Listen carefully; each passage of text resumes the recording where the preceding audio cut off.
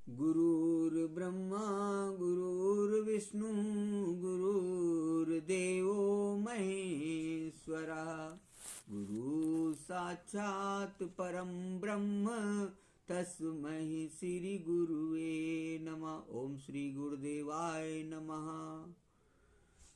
या कुंदेन तुषारहार धवला या शुभ्रवस्ताविता या वीणा और दंड मंडित करा या श्वेत पद्मासना या ब्रह्माच्युत शंकरा प्रभृतिर्विदेवे सदा वंदिता सा मां पास सरस्वती भगवती निशेष जाड्यापहा। ओम सर्वमंगल मांगल्ये शिवे सर्वार्थ साधिके शरणे त्र्यंबके गौरी नारायणी नमोस्तुते। वर्णानाम शंगानाम रसानाम छंदसाम मंगलानां च कर्तारो वंदे वाणी विनायको। मनोजवं मारुतुल्यवेगं जितेन्द्रियं बुद्धिमतां वरिष्ठं वातात्मजं वानरयूथमुख्यं श्रीरामदूतं शरणं प्रपद्ये। ओम तत्सवितुर्वरेण्यं भर्गो देवस्य धीमहि धियो यो न प्रचोदयात्। ओम त्र्यंबकं यजामहे सुगन्धिं पुष्टिवर्धनम् उर्वारुकमिव बन्धनान् मृत्योर्मुक्षीयमामृतात्। ओम जातवेदसे सुनाम सोमराति यतो निधयेत् वेदासाना परसदुर्गाण विश्वानात्र सिंधुम दुर्त्यातग्नि। ओम बृहस्पताक्षरी गायत्री मैया की जय। ओम ह्रम जूम साम भूर्भुवः ओम त्र्यंबकं यजामहे सुगन्धिं पुष्टिवर्धनम् उर्वारुकमिव बन्धनान् मृत्योर्मुक्षीयमामृतात्। ओम स्वाहा ओम भुवः ओम भू ओम स्वाहा जूम ह्रौं ओम। ओम लीं बंगलामुखी सबदुष्टानां वाचं मुखं पदं स्तंभे दिव्यां कीले बुद्धिं विनाशय लीं। ओम स्वाहा बोलो बंगलामुखी मैया की जय। ओम ह्रीं ऐं ह्रीं ह्रीं ह्रीं फट गुरु राजराजेश्वरी त्रिपुर सुंदरी मैया की जय। ओम ह्रीं ह्रीं ललितांबाय फट बोलो राजराजेश्वरी त्रिपुर सुंदरी मैया की जय। ओम ऐं ह्रीं श्रीं प्रतिंग्रे माम रच रच सत्तुन वंदे वंदे फेम ओम पट स्वाहा बोलो राजराजेश्वरी त्रिपुरी सुंदरी मैया की जय। आकाश तारक लिंगे पाताले हाट के स्वर मतलोके महाकाले लिंग त्रय नमस्ते। ओम श्री महाकालेश्वराय नमः। ओम महाकालेश्वराय नमः। जय महाकाल बाबा की जय। ओम राम रामेति रामेति रमे रामे मनोरमे सहस्रनाम तातुल्यम राम नाम वरानने। ओम राम रामाय नमः। ओम रामचंद्राय नमः। ओम राम भद्राय नमः। ओम श्री परमात्मने नमः। हे चक्रधर हे चक्रपाणि हे चक्रयुधारी ओम सुदर्शन चक्राय नमः। वसुदेव सुतं देवं कंसचारूणमर्दनं देवकी परमानंदं कृष्णं वंदे जगद्गुरुं। लो कृष्ण भगवान की जय। हे राधे विस्मान भूपतने गंधर्वी के राधिके हे कृष्णानन पंकज भ्रमर के कृष्ण प्रिय माधवी। हे वृंदावन नागरी गुणिरे दामोदर प्रिय से श्री ललितादिके प्रिय सखी प्राणादिके पाहि मां शरणागतम पाहि मां शरणागतम पाहि मां शरणागतम।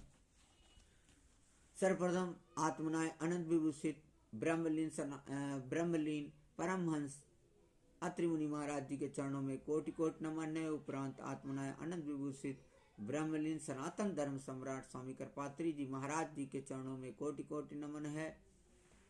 आत्मनाय अनंत विभूषित ब्रह्मलीन जगत गुरु शंकराचार्य स्वामी माधवानंद सरस्वती महाराज जी के चरणों में कोटि कोटि नमन है। सनातन धर्म को पराकाष्ठा पे ले जाने वाले, सनातन धर्म को अस्थायित्व प्रदान करने वाले, ब्रह्म सत्यम जगत मिथ्या नामक महामंत्र देने वाले भगवान आदि शंकराचार्य जी के चरणों में कोटि कोटि नमन है। मैं पितृपक्ष के महीने से आप लोगों को श्रीमद् भागवत कथा का एकादश स्कंद सुना रहा था, जिसमें मैंने एक एक अध्याय की कथा आपको सुनाई। 31 अध्याय की कथा में फिर उसको मैंने सतत आगे बढ़ाने का प्रयास किया है। उसी कड़ी में द्वादश स्कंद इस समय चल रहा है, जिसके 8वें अध्याय की कथा चल रही, जिसमें आप लोगों को मैंने बताया था कि मार्कंडेय मुनि जी की तपस्या को भंग करने के लिए इंद्र ने कई प्रकार का प्रयोग किया, लेकिन उन पे कोई असर नहीं हुआ, क्योंकि पूर्णता कायिक वाचिक मानसिक पूर्णता परमात्मा में समर्पित थे मार्कंडेय मुनि जी। आगे सूत जी कहते हैं कि सौनक जी मार्कंडेय मुनि तपस्या, स्वाध्याय, धारणा, ध्यान और समाज द्वारा भगवान में चित्त लगाने का प्रयत्न करते रहते थे। अब उन पर कृपा प्रसाद की वर्षा करने के लिए मुनिजन नयन मनोहारी नरोत्तम नर और भगवान नारायण प्रकट हुए। उन दोनों में एक का शरीर गौरवर्ण का था और दूसरे का श्याम। दोनों ही के नेत्र तुरंत खिले हुए कमल के समान कोमल और विशाल थे। चार चार भुजाएं थी, एक मृग चर्म पहने हुए थे तो दूसरे वृक्ष की छाल। अद्भुत संयोग, कितना दिव्य। हाथों में कुश लिए हुए थे और गले में तीन तीन सूत के गोपवीत शोभायमान थे। वे कमंडल और बांस का सीधा दंड ग्रहण किए हुए थे। कमलगट्टे की माला और जीवों को हटाने के लिए वस्त्र की कूंची भी रखे हुए थे। ब्रह्मा इंद्र आदि के भी पूज्य भगवान नर नारायण कुछ ऊंचे कद के थे और वेद धारण किए हुए थे। उनके शरीर से चमकती हुई बिजली के समान पीले रंग की कांति निकल रही थी। तय वै भगवतो रूपे नर नारायणा वृषि। वे ऐसे मालूम होते थे मानो स्वयं तब ही मूर्तिमान हो गया हो। जब मार्कंडेय मुनि ने देखा कि भगवान के साक्षात स्वरूप नर नारायण ऋषि पधारे हैं, तब वे बड़े आदर भाव से उठकर खड़े हो गए और धरती पर दंडवत लौटकर साष्टांग प्रणाम किया। भगवान के दिव्य दर्शन से उन्हें इतना आनंद हुआ कि उनका रोम रोम, उनकी सारी इंद्रियां एवं अंतःकरण शांति के समुद्र में गोता खाने लगे। शरीर पुलकित हो गया, नेत्रों में आंसू उमड़ आए, जिनके कारण वे उन्हें भर आंख देख भी न सकते। तदनंतर वे हाथ जोड़कर उठ खड़े हुए। उनका अंग अंग भगवान के सामने झुका जा रहा था। उनके हृदय में उत्सुकता तो इतनी थी मानो वे भगवान का आलिंगन कर लेंगे। उनसे और कुछ तो बोला न गया। गदगद वाणी से केवल इतना ही कहा, नमस्कार नमस्कार। इसके बाद उन्होंने दोनों को आसन पर बैठाया, बड़े प्रेम से उनके चरण पखाड़े, अर्घ चंदन धूप और माला आदि से उनकी पूजा करने लगे। भगवान नर नारायण सुखपूर्वक आसन पर विराजमान थे और मार्कंडेय जी पर कृपा प्रसाद की वर्षा कर रहे थे। पूजा के अनंतर मार्कंडेय मुनि ने उन सर्वश्रेष्ठ मुनि वेशधारी नर नारायण के चरणों में प्रणाम किया और यह स्तुति की। मार्कंडेय मुनि ने कहा, भगवान मैं अल्पज्ञ जीव भला आपकी अनंत महिमा का कैसे वर्णन करूं। आपकी प्रेरणा से ही संपूर्ण प्राणियों, ब्रह्मा शंकर तथा मेरे शरीर में भी प्राण शक्ति का संचार होता है और फिर उसी के कारण वाणी, मन तथा इंद्रियों में भी बोलने, सोचने, विचारने, करने, जानने की शक्ति आती है। इस प्रकार सबके प्रेरक और परम स्वतंत्र होने पर भी आप अपना भजन करने वाले भक्तों के प्रेम बंधन में बंधे हुए हैं। प्रभु, आपने केवल विश्व की रक्षा के लिए ही जैसे मत्स्य, कूर्म आदि अनेकों अवतार ग्रहण किए, वैसे ही अपने ये दोनों रूप भी त्रिलोकी के कल्याण, उसकी सुख दुख निवृत्ति और विश्व के प्राणियों को मृत्यु पर विजय प्राप्त कराने के लिए ग्रहण किया है।